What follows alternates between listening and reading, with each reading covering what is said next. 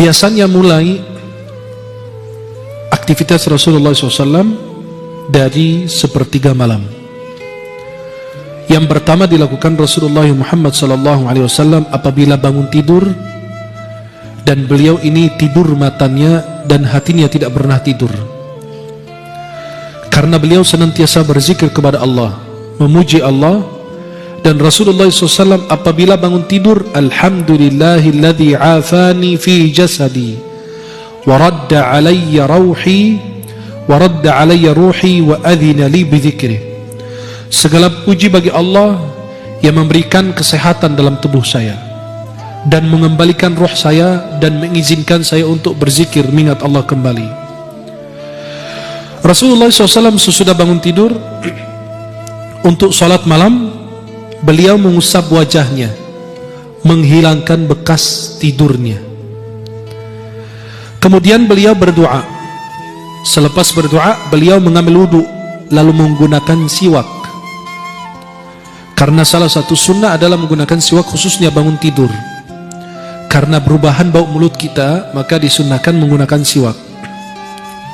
Kemudian Rasulullah mendirikan salat malam.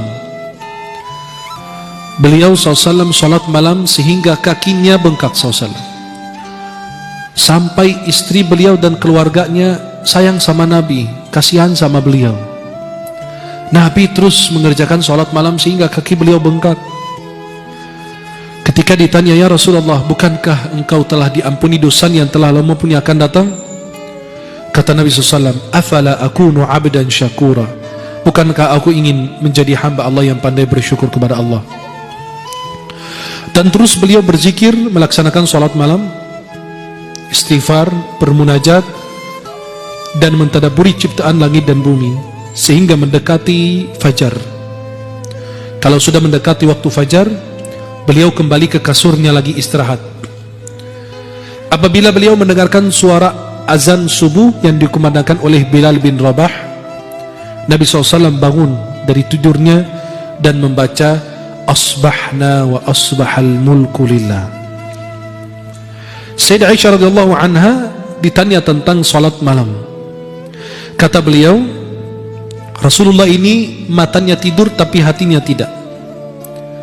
Rasulullah ini tidur di awal malam dan bangun di akhir malam, fayusalli thumma yarji'u ila firashi. Lalu bangun Nabi SAW sepertiga terakhir malam hari. Beliau SAW bangun melaksanakan salat malam, kemudian beliau kembali ke kasurnya lagi. Apabila azan sudah dikumandangkan, Nabi SAW bangkit dari tidurnya. Kalau ada perlu, Nabi SAW bangun untuk mandi. Wa illa tawadda'a wa kharaj.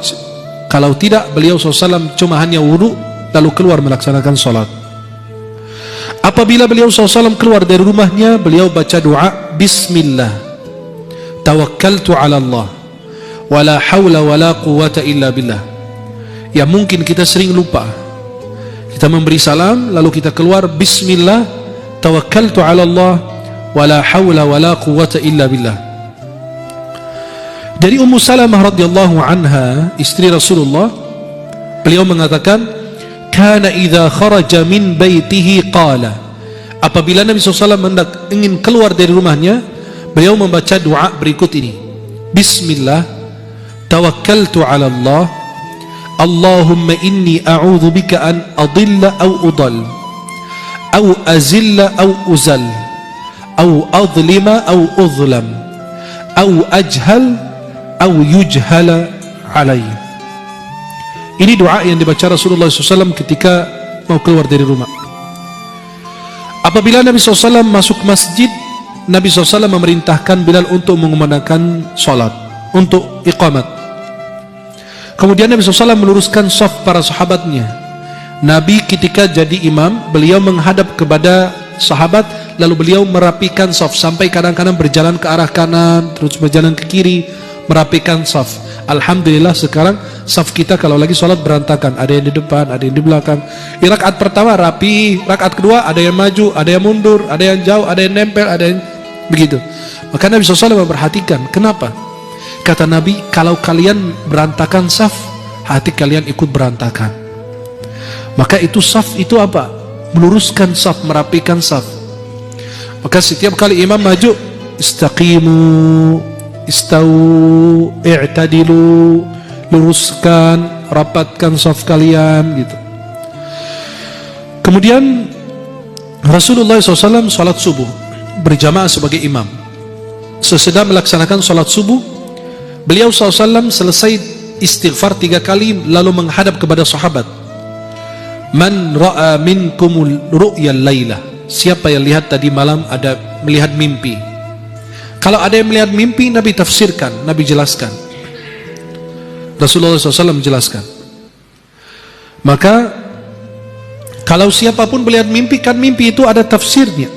Dan mimpi itu dibagi 3. Mimpi itu ru'ya minallah, mimpi dari Allah, dan itu ada tafsirnya.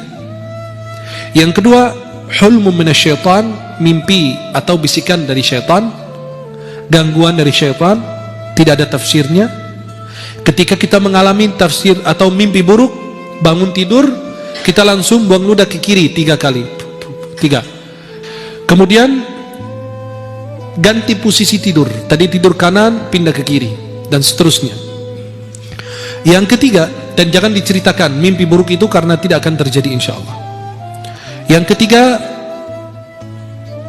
bisikan dari syaitan, disebut bisikan dari hati kita, bisikan hati. Namanya hadithu nafs. Hadithu nafs itu bisikan dari hati. Artinya apa? Kepingin ketemu orang, ternyata muncul dalam mimpi. Atau orang itu setiap hari antum manggil namanya. Contoh, yang sering dipanggil mungkin di masjid Permata Kalbu, Karma. Contoh, antum masuk masjid, Karma di mana? Karma. Malam hari muncul Karma di mimpi. Astagfirullah. Tapi bukan dalam bentuk karma, tapi dalam bentuk jin. Astagfirullah. Maka karma muncul itu bukan tidak ada tafsir mimpinya, tapi itu bisikan dari hati. Kenapa? Karena antum berinteraksi dengan orang tersebut. Dan siapapun melihat mimpi benar, itu ada tafsirnya. Sampai kalau orang mengaku lihat Rasulullah, ada tafsirnya.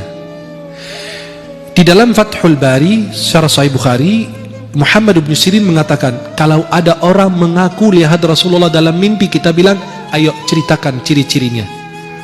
Kalau dia ceritakan, oh hidung Nabi begini, alis Nabi begini, pipinya Nabi begini, jenggot Nabi begini, kalau betul, ya betul. Kalau tidak, berarti bukan Rasulullah. Tapi dia percaya, itu bisa siapa aja. Tapi kalau lihat Rasulullah, pasti, oh ini tadi malam saya mimpi Rasulullah, coba ceritakan cirinya, rambutnya gimana, hidungnya gimana, alisnya gimana, apa, diceritakan. Kalau betul sesuai, itu betul mimpi Rasulullah. Karena syaitan tidak akan menyerupai Rasulullah dalam mimpi. Lalu SAW duduk berzikir, selesai sholat subuh, menafsirkan mimpi sahabat, kemudian beliau SAW menjelaskan atau duduk berzikir sampai terbit matahari. 15-20 menit kemudian beliau sholat 2 rakaat yang kita sebut 2 rakaat isyraq. Itu dikerjakan oleh Nabi SAW setiap pagi. 2 rakaat isyraq itu ada keutamaannya. Dalam Sunan At-Tirmidzi dari Anas bin Malik, Rasulullah bersabda, barang siapa sholat subuh, ya, sholat subuh kemudian duduk berzikir sampai terbit matahari, lalu dia sholat 2 rakaat, maka akan dicatat pahala baginya haji dan umrah sempurna 3 kali. Dan Nabi SAW selalu menjaga sholat sunnah qabliyah subuh, karena Nabi bersabda dalam Sahih Muslim dari Aisyah radhiyallahu anha, rakaat al-fajri khairum minad dunya wa ma fiha. 2 rakaat fajar lebih baik dari dunia beserta isinya. Subhanallah. Ini baru yang sunnah, belum lagi yang wajib. Kemudian selesai beliau SAW mengimami para sahabat. Kadang-kadang Rasulullah mau panjang bacaannya, tapi ada tangisan anak kecil di belakang, Nabi bercepat biar ibunya tidak khawatir. Zaman sekarang kalau imam lihat anak lagi nangis di belakang, malah panjang bacaannya. Itu ibunya kan kepikiran, maka itu dipercepat. Kemudian sahabat duduk bersama Rasulullah SAW, duduk bertadarus, bicara tentang urusan pribadi mereka, ngobrol bersama Nabi, urusan agama dan urusan dunia. Nabi mengajarkan mereka, menasihati mereka, dan Nabi mendengarkan curhatan mereka dan cerita-cerita yang disampaikan. Bahkan kadang-kadang mereka cerita-cerita tentang masa jahiliyah, lalu mereka tertawa dan Nabi tersenyum. Nabi itu nggak tertawa, Nabi itu maksimal tersenyum sampai kelihatan kegerahannya aja. Kemudian Rasulullah sama sahabat cerita-cerita tentang masa jahiliyah. Tuh ingat dulu kalian punya Tuhan dari ajwa, dari kurma. Kamu lapar makan tangan Tuhan, lapar lagi makan hidung Tuhan, kuping Tuhan, habis Tuhan dimakan. Itu cerita-cerita begitu diceritakan sama Rasulullah bersama para sahabat, lalu mereka bertertawa, Nabi SAW tersenyum sallallahu alaihi wasallam. Nabi SAW mensunnahkan untuk sholat duha, dan Nabi SAW terus menerus melakukannya. Sayyidah Aisyah radhiyallahu anha mengatakan Rasulullah SAW sholat duha 4 rakaat dan kadang-kadang lebih dari 4 rakaat. Sholat duha ini pahalanya apa? Sedekah 360 sedekah untuk sendi yang ada dalam tubuh kita. Minimal sholat duha rakaatan, 2 rakaat. Nih, aqalluha minimal 2 rakaat. Aktsaruha paling banyak tidak ada batasnya. Tapi ulama mengatakan bahwa sholat duha itu ada 3 pendapat jumlah rakaat. Ada yang bilang 8, ada yang bilang 11, ada yang bilang tidak ada batas. Kemudian waktunya sholat duha sesudah terbit matahari 10 menit sampai menjelang zuhur 10 menit juga atau 15 menit. Berarti dari terbit matahari 15 menit atau 10 menit sampai menjelang zuhur itu waktu sholat duha. Waktu terbaiknya antara jam 9 dan jam 11. Karena pada saat itu manusia pada sibuk memikirkan urusan atau kepentingan duniawinya. Nabi SAW selesai sholat duha. Kan rumah Nabi, kamar Nabi nggak punya rumah. Nabi punya kamar-kamar. Maka disebut surat Al-Hujurat. Hujurat itu kamar-kamar. Hujurat itu hujrah, bentuk jamak dari hujrah. Ghurfah, ghurfat. Maka itu kamar-kamar istri Nabi di sebelah-sebelah masjid. Maka Sayyidah Aisyah ketika Rasulullah meninggal dan dimakamkan, dan kita kasih lihat fotonya, dia bikin sekat, kan kamarnya cuma 1. Sayyidah Aisyah bikin sekat kayak hording ini, ada makam Rasulullah, Abu Bakar, Umar, dan di situ sebelahnya beliau buat tidur. Subhanallah. Segitu kesederhanaan Rasulullah. Kita Masya Allah, kalau nggak punya 100 kamar nggak puas. Kita menghuninya cuma 5 kamar, sisanya buat jin. Ya, maka Rasulullah SAW kalau selesai sholat duha, beliau kembali ke rumahnya, ke keluarganya. Lalu beliau bertanya, ada ta'am, ada makan hari ini? Kata istrinya, kami belum masak. Kata Nabi, ya udah, saya puasa. Ya. Aisyah mengatakan, qala li ya Rasulullah SAW dhata yaumin.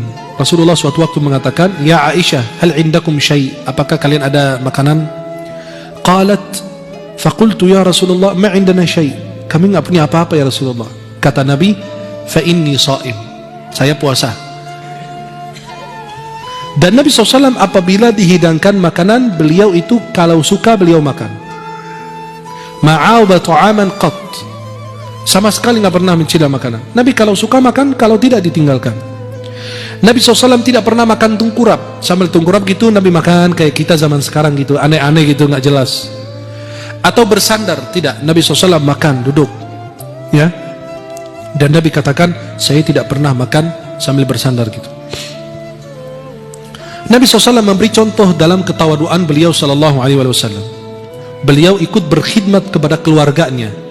Gak usah malu kalau Anda ngepel, Anda nyapu, Anda cuci piring, ngurusin pakaian, sebisanya kita. Karena Nabi SAW melakukan hal yang sama. Yaksifuna ala, jahit sandalnya, kemudian beliau jahit bajunya, dan memeras susunya, kambingnya. Dan itu kebiasaan Rasulullah. Tapi kalau sudah masuk waktu sholat, beliau keluar seolah-olah tidak mengenal istrinya dan putra-putrinya. Langsung keluar sholat, seperti tidak mengenal. Kenapa? Ada panggilan lebih mulia lagi. Kemudian Rasulullah SAW apabila ingin mengumpulkan orang untuk kepentingan, ada urusan penting, Nabi SAW ingin sampaikan pesan. Kalau sekarang kan tinggal pakai mikrofon, kalau dulu susah. Maka Nabi menyuruh seseorang manggil as-salatu jami'ah. Seperti kalau kita salat kusuf, gerhana matahari, bulan, atau salat id, kan kita baca apa? As-salatu jami'ah. As-salatu jami'ah apa? Karena tidak ada azan, tidak ada iqamah untuk salat id, maka cukup mengatakan apa? As-salatu jami'ah. Kalau Nabi ada seruan dari Rasulullah atau dari menara, as-salatu jami'ah, berarti ada yang mau disampaikan oleh Rasulullah. Kemudian Nabi SAW berdiri di atas mimbar menyampaikan apa yang sebab beliau mengumpulkan mereka. Apakah ada berita baik atau berita buruk, atau ada syariat, atau mengingatkan mereka. Itu Rasulullah begitu demikian melakukan kepada sahabatnya. Apabila masuk waktu sholat zuhur, Nabi SAW kerjakan sholat zuhur, dan beliau biasa rakaat pertama agak panjang, rakaat kedua dan ketiga dan keempat lebih pendek dibanding rakaat pertama, biar orang bisa ikut sholat berjamaah dari awal takbiratul ihram atau rakaat pertama, biar tidak ketinggalan. Tapi alhamdulillah kita 23 rakaat 7 menit. Rasulullah SAW kana yutawwilu fi raka'atil ula min salatil zuhr wa yuqassiru fi tsaniyah. Nabi salat zuhur itu rakaat pertama panjang, rakaat kedua itu lebih pendek. Wa kana yaqilu, Nabi SAW qailulah. Kalian mungkin pernah dengar qailulah. Qailulah itu tidur. Itu jadi khilaf ulama, tidurnya itu sebelum zuhur atau sehabis zuhur, itu jadi khilaf. Yang saya pilih bahwasannya tidur itu sebelum zuhur. 10, 5, 10, 15 sampai 20 menit. Maksimal banget setengah jam. Itu sebelum zuhur. Antum tidur pada saat itu. Kata Nabi, qilu fa inna syaitan la yaqil. Qailulah, tidur pada siang hari, karena syaitan tidak tidur. Kenapa qailulah? Nabi SAW qailulah karena Nabi ingin sholat malam nanti. Qailulah itu waktu sebentar, itu 15 sampai 20 menit itu secara kesehatan sudah diteliti secara ilmiah, itu memberi manfaat kepada tubuh kita. Maka orang yang mau begadang itu aman nanti, bisa begadang, bisa sholat malam, bisa baca kitab, bisa mengaji, bisa apa dan seterusnya. Tapi bukan qailulah untuk dangdutan nanti malam. Itu bukan. Yang dimaksud itu qailulah untuk apa? Berzikir, untuk ibadah, untuk ikut begadang bersama keluarganya, bersama sahabatnya, bersama siapa, itu bermanfaat. Nabi SAW ikut mencari kabar tentang para sahabatnya, bagaimana kehidupan mereka, komunikasi mereka, pasar mereka. Sampai Nabi ikut ke pasar juga, perhatikan pasar itu isinya apa. Diriwayatkan Rasulullah SAW melewati ada makanan yang orang itu jual.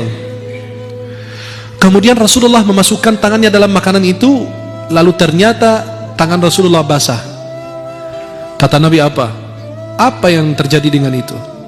Sampai dikatakan itu makanan kurma. Ya kayak gunung tuh di depan, dia taruh sekepuk kurma di depan. Pas Nabi masukin tangannya, basah tangannya. Kata Nabi SAW, ini kenapa? Ya Rasulullah, terkena air hujan. Kata Nabi, apa? Kenapa kamu tidak taruh di atas biar orang bisa lihat? Man ghasya falaysa minni, barang siapa menipu, dia tidak termasuk umatku. Tuh bayangkan. Kenapa? Karena yang ada air itu berat dalam timbangan, betul?